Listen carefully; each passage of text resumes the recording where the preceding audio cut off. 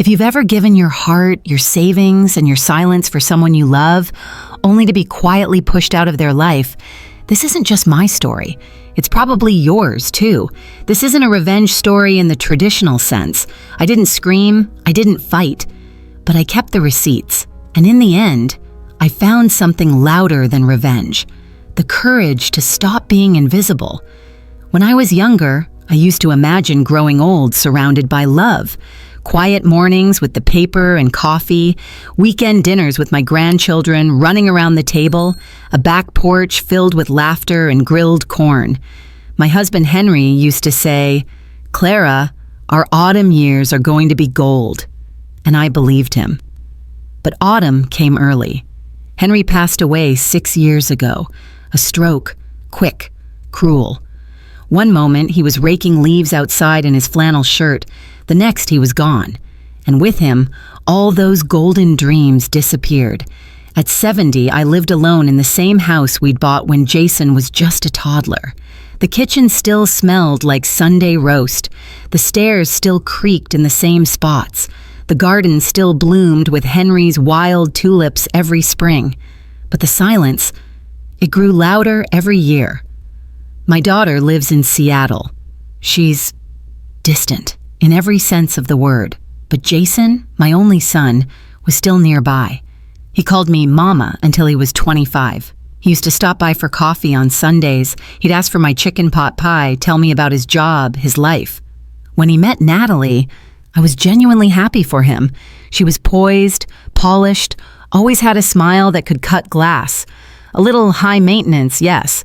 But I thought, well, maybe she'll balance him out. They got married 3 years after Henry passed. It was a modest wedding. Jason looked nervous, but proud. Natalie wore ivory lace, and I remember thinking how grown up he looked in that gray suit. He held my hand during the dance and whispered, "Thank you for everything, Mom." I thought, maybe the house will have laughter again. A year after the wedding, Jason came over. It was a Sunday. He sat at my kitchen table, stirring his coffee without drinking it. That's how I knew something was coming. "Mom," he said, "Natalie and I found a house." I smiled. "Already? That's great news." It's a little outside our budget." I waited. He didn't say more. That was his way. He never asked directly. So I asked instead, "How much do you need?" He named a number. It was $45,000. Nearly a third of the money Henry had left me, the fund that had been keeping me secure since retirement. I didn't hesitate. "Okay," I said, "but I'll co-sign. That's a lot of money." He nodded quickly, grateful. We signed the papers the next week. My name was added to the mortgage, right there next to his. He never said thank you again, not in so many words, but I didn't expect him to. That's not how mothers keep score. When the first mortgage bill came, he paid it. The second one? Late. The third? Later. By the fifth, I got a call from the bank. They contacted me as co-signer. That's when I quietly stepped in. I didn't scold him. I didn't shame him. I just set up an automatic transfer from my checking account. $1,200 each month. It was nearly half of my pension. I stopped going to the hair salon. I canceled cable. I gave up my plans to fix the roof before winter, but the mortgage got paid every single month for 4 years. Jason never asked where the payments came from. I don't think he wanted to know. And Natalie? She never brought it up. I suspect she never even looked. To them, it was just taken care of. At first, they invited me over often. Sunday BBQs, birthday dinners. Natalie would serve store-bought cake with gold foil on the edges and compliment herself on the decorations. Jason would grill and talk about car repairs. I brought pies. I brought towels for their bathroom, little framed quotes for their walls, a watering can Natalie never used. Each time I left, I told myself, this is what family means. You give, they grow. But by year 2, the invitations slowed down. By year 3, the smiles turned shallow. And in year 4, well, I couldn't tell if they still saw me as Mom or just a retired woman who happened to drop off homemade soup. Still, I paid that bill, silently. Why? Because I didn't want to lose him too. because helping him pay for that house made me feel like I still had a place in his life, even if I was no longer invited in. There was this one afternoon, late in fall. I stood in my kitchen, holding the envelope from the bank in one hand and my own unpaid water bill in the other. And I whispered to no one, "Is this what motherhood becomes? Quiet sacrifice that no one sees?" The leaves outside were turning gold. Henry would have loved that. And I wondered, where did I go wrong? That question would haunt me longer than I ever imagined, but not forever, because one day the mask would fall, and I'd learn in the hardest way what Jason really thought of me. But that comes later. The last time Jason hugged me was 2 Christmases ago. It was brief, awkward even. I was holding a casserole wearing the red sweater with the tiny bells on the sleeves that used to make him laugh. He barely noticed. Natalie greeted me with a "Hi, Clara," like I was someone from the HOA, not the woman who helped raise her husband. They were busy that night, hosting a dozen of their friends. I sat on a chair near the corner of the room, watching everyone toast wine and exchange inside jokes I didn't understand. I remember thinking, this house doesn't feel like his anymore, and certainly not like mine. Things kept drifting from there. The phone calls came less often. The text messages turned into polite one-line responses. "Sorry, busy week. Can't come by, working late. Maybe next time, Mom." I never pressed, never guilt-tripped.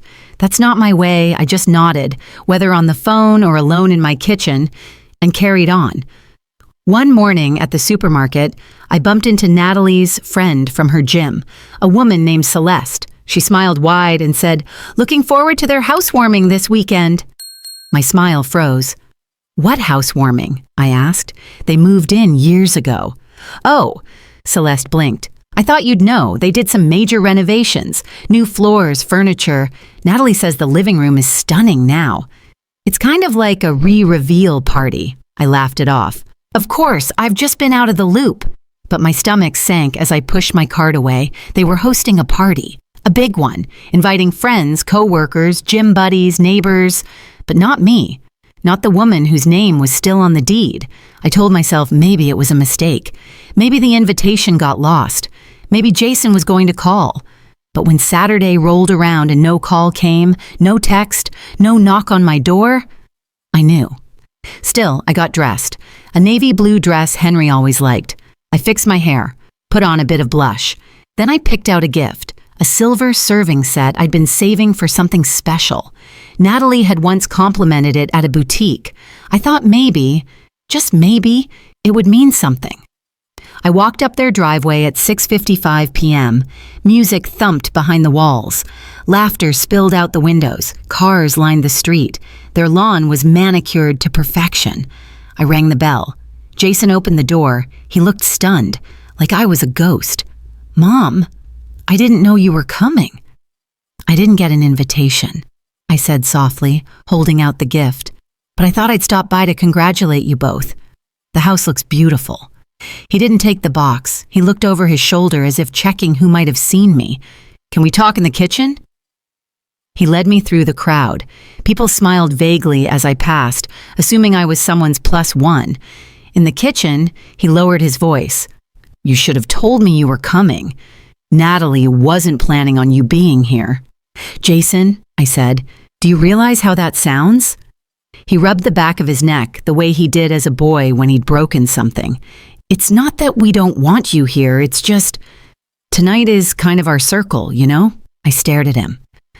My only child, my boy, the boy who clung to me during thunderstorms, who cried in my arms when Henry died, and now he was ashamed of me. Audience interaction point, embedded naturally. I know some of you watching might be thinking, why didn't you just turn around and leave, Clara? And honestly, I ask myself that too. But if you've ever been quietly erased by someone you raised, someone you'd give your last dollar to, you know the silence hurts more than shouting ever could. You know that sometimes showing up is the only way to say, I was here, I mattered. Natalie entered the kitchen just then. She stopped short when she saw me. Clara. Her voice was polite but tight. "I didn't know you'd be coming." "I thought I'd surprise you," I said, trying to keep my tone light. "It's a big milestone. I wanted to celebrate with you." "Well," she glanced at Jason, then back at me, "it's more of a private thing, friends and colleagues. I didn't think—" Her words trailed off, but I'd already heard enough. I gave her the box. "Just a little something. I hope you like it." She took it with 2 fingers, like it might be sticky. "Thanks, I'll put it somewhere." Jason looked everywhere but at me, and that's when it clicked. I wasn't just unwanted tonight. I had become a liability, a complication, an inconvenience. I excused myself before they had to, walked back down the same driveway I helped pay for. No one called after me. No one walked me out, not even Jason. At home, I sat at the kitchen table and took off my shoes in the dark. My feet ached. My heart ached more. I thought about Henry, about the way he used to say, "People don't always say thank you, but they know." Do they? Do they really? Because tonight, I wasn't even seen. I didn't cry the night I was sent home from my own son's housewarming party. I sat in my kitchen in silence, still dressed in the navy blue dress Henry used to love, the gift box now empty in my lap. I stared at the wall for hours, like maybe it would blink and tell me this had all been some strange misunderstanding. But the house stayed quiet. No calls, no messages, not even a "did you get home okay?" from Jason. The next morning, I woke up with a stiffness in my back and a sharpness in my chest that felt like betrayal made physical. But I did what I always do. I made tea, I watered the plants, I folded the laundry, and I kept going. 3 days passed, then a week, then 2. No word from Jason, not even a thank you for the gift. Marilyn stopped by that Sunday afternoon. She didn't knock, just walked in with a pie like she always had since we were teenagers. "I saw the photos," she said, without preamble, setting the pie on the counter. "Looked like quite the party." I said nothing, just rinsed a teacup and nodded. She gave me that look, the one she used in high school when I'd try to lie about where we were going on a Friday night. "Clara, did they seriously not invite you?" I swallowed hard. Not even by accident. Marilyn went quiet for a long time. Then she said, "Tell me you didn't bring a gift." I laughed bitterly. "Of course I did. Silver. From that shop downtown, the one Natalie likes." She exhaled sharply. "You're too kind, or too afraid to stop hoping." I didn't argue. I just said, I wanted to see it, the house I helped them buy. That shut her up. For a few minutes, then came the question I'd been dreading. "Clara, are you still paying the mortgage?" I kept my eyes on the tea kettle. "Yes." "Still?" Her voice cracked. "It's been 4 years." They were late the first year. Then things got tight. I stepped in. Marilyn leaned against the counter, crossing her arms. "You stepped in. You stayed in. You disappeared into that payment, Clara." I hated how true that sounded. That night, I opened my desk drawer where I kept the old file folder. Redmond Mortgage. Inside were 46 receipts. Each one a proof of love. Each one paid silently. Not one acknowledged. I laid them out across the table. It looked like wallpaper, like I had decorated my life with quiet sacrifice. The following week, I tried calling Jason, not to accuse, just to hear his voice. It rang 5 times, then voicemail. I tried again 2 days later. He picked up, sounded distracted. "Hey, Mom, everything okay?" "Just wanted to check in. Sorry, crazy week. Natalie's prepping for a leadership conference." There was a pause. I waited for him to ask me how I was. He didn't, so I said it. "I stopped by the other night. It didn't feel like home." Another pause. Jason cleared his throat. "Natalie didn't mean anything by it. It was just her crowd, you know?" "I used to be your crowd," I said softly. He sighed. "Mom, don't do this." "I'm not doing anything," I said. "I'm just telling the truth." He stayed quiet, so I let him go. After that, I started noticing things I hadn't before, like how the roof still leaked. I'd postponed that repair when the water heater broke last winter, or how my coat had a tear under the sleeve that I'd been ignoring for months, or how my reading glasses had scratches, but I kept wearing them because I didn't want to spend the extra $50 to replace them. Yet every single 15th of the month, the bank received that $1,200, and no one ever asked if I had enough left for groceries or medicine or just comfort.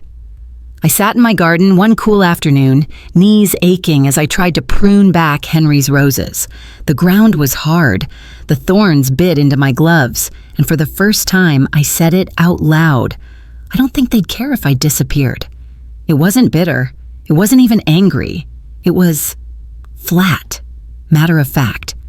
And saying it hurt far more than hearing Natalie tell me I didn't belong at their party. Sometimes losing someone doesn't come with slammed doors or shouted words. Sometimes the worst kind of loss is the kind that no one notices, the kind where you slowly fade from someone's life and they never once stop to ask where you went. That evening, I found a letter from the city taped to my front door, a notice to repair the guttering within 60 days or face a fine. I stood there, holding the paper in my hand, thinking, that money's gone. And I gave it away without a second thought. Not for luxury, not for vacations, but so my son could live in a house that doesn't have room for me. I didn't sleep that night. I walked the halls in my slippers, past pictures of Jason as a boy. Him at age 6, grinning with 2 missing teeth. Him and Henry building the birdhouse in the backyard. Him on graduation day, with my arms wrapped tightly around his shoulders. The boy in those photos would have been horrified at how he treated me now. And for the first time, I didn't feel guilty. I felt grief. Grief for the son I lost. Grief for the mother I had become. A ghost with a checking account. There's a silence that comes after betrayal. It isn't loud. It doesn't scream. It just seeps in through the baseboards, the kitchen tile, the hallway photos. And it wraps around your life like a fog until you barely recognize yourself. That's where I was, standing in my own house, invisible. But not for much longer, because something inside me, something I didn't even know I still had, was beginning to stir. Not rage, not revenge, but resolve. And the next chapter of my life, it would start with one quiet decision, the kind that doesn't make noise, but changes everything. The envelope from the bank came on a Tuesday. I didn't open it right away. I knew what it was. Another monthly statement. Another record of the $1,200 that quietly left my account without a ripple, like a stone disappearing into a dark lake. But that Tuesday, I stared at the envelope longer than usual. I held it in my hands like it was a question, a very old question, finally waiting for an answer. I placed it on the kitchen table, unopened. Later that morning, I called Jason. He picked up on the second ring. "Hey, Mom, everything okay?" There it was again, that same line, every time, as if the only reason I might call was if something went wrong. "I'm fine," I said, and for once, I meant it. I was just thinking, we haven't talked in a while. "Yeah," he replied, "been busy with work. Natalie's got her promotion now, so we've been trying to plan a trip, just the two of us." "That's nice." Pause. "What's going on, Mom?" "I was looking over some bills this morning," I said carefully, "and I realized I've been helping with your mortgage for 4 years now." Jason went quiet. I could hear the small click of his pen tapping against something. "You never said anything," he finally mumbled. "I didn't think I needed to," I said. "I just wanted to help." He didn't respond. Not right away. Then, "We were grateful, Mom. I thought you knew that." "You never said it." Another silence. "That party," I continued, "when you asked me to leave, did you know I was still making the payment that month?" He sighed, and it was the kind of sigh that says, "I don't want to deal with this." "Mom, it wasn't about that. Natalie didn't mean anything by it. We were just trying to forget I existed?" I asked. "Because that's what it felt like." His voice rose. "Come on, that's not fair." I stayed calm. I wasn't angry. I wasn't even hurt anymore. I think I've finally figured out what is fair, I said. I'm going to stop making the payments. He didn't answer right away. Then came the panic. Mom, you can't just... We're still behind. I thought... I know you did, I interrupted, still gently. You thought I'd keep paying. Quietly. Forever. He didn't deny it. But Jason, I can't do it anymore, I said. Not just because I can't afford it, but because I can't keep paying to stay invisible. He tried again, softer this time. We'll get caught up. I promise. I'm not angry, I told him, but I've made my decision. I called the bank this morning. I canceled the transfer. After I hung up, I didn't cry. I made tea. I opened the back door and let the breeze in. It was the first time in years that I sat at my kitchen table without guilt, pulling at the hem of my skirt. That afternoon, Marilyn dropped by. I told her what I did. She smiled slowly, like someone who'd been holding her breath for too long. You finally did it. I did. How do you feel? Lighter, I said. Strangely calm. Marilyn took a sip of tea and leaned in. Clara, this isn't the end of something. It's the beginning. I nodded. I knew. That night, I opened my desk drawer and pulled out the folder marked mortgage. I removed every receipt, every proof of payment, and I burned them, one by one, in a small metal tin on the patio. The flames crackled gently like they were saying, "It's okay, you've done enough." I didn't tell Jason about the co-ownership clause. Not yet. He'd find out when the bank called him about the foreclosure, and he realized he couldn't sell the house without my signature. I wasn't being spiteful. I wasn't planning revenge, but I wasn't going to be erased anymore either. That night, I stood at my bathroom mirror and stared at my reflection. 70 years old, lines around the eyes, shoulders a little stooped. But the eyes? They were clearer than they'd been in years. I'm still here, I whispered. I'm still someone.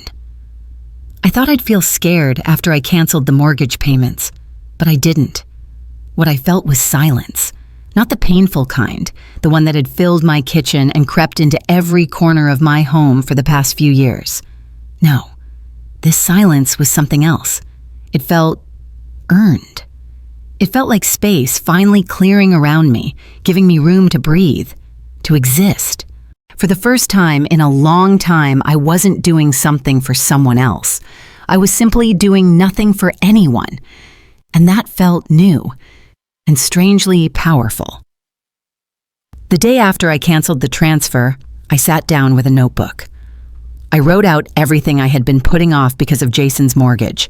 Fix the leaking roof, replace the broken porch railing, see the dentist, buy new shoes, real ones, not the clearance pair I'd been squeezing into. I looked at the list and for once, didn't feel guilty. I didn't feel selfish. I felt like a woman with a plan. Marilyn came by with fresh tomatoes from her garden and nearly dropped them when I told her I'd booked the contractor for the roof. Finally, she said, handing me the basket. What next? A cruise? A tattoo? I laughed. Let's not get carried away. But in truth, I was getting carried somewhere. Not to a resort or a midlife crisis, but to a version of myself I hadn't met in a long time. A version who wasn't just someone's mother, someone's safety net, someone's second thought. I started waking up earlier, not because I had to, just because the morning light coming through the kitchen window felt like an invitation again. I'd forgotten how much I loved that soft hush of early hours, the way the world held its breath before anyone else stirred. I bought new curtains, painted the front steps, made a dentist appointment, small things. But I could feel my own pulse returning. Jason called 3 times that week. I let it ring. On the 4th call, I picked up. His voice was different, quieter, more careful. Mom, can we talk? I'm listening. He started explaining about how they were now behind on payments, how Natalie was furious, how the bank had called, how they were shocked to learn the house couldn't be sold without both owners agreeing.